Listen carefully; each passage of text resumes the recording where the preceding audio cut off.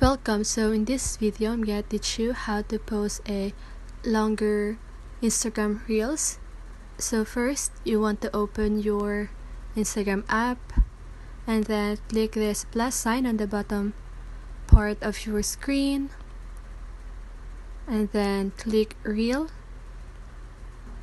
Then just click get started, and here as you can see there is a length option, so you want to click on that, and here you can choose between 15 seconds, 30 seconds, 60 seconds, and 90 seconds. So if you want to post a 90 seconds reel, just click on that and then you can start recording your video.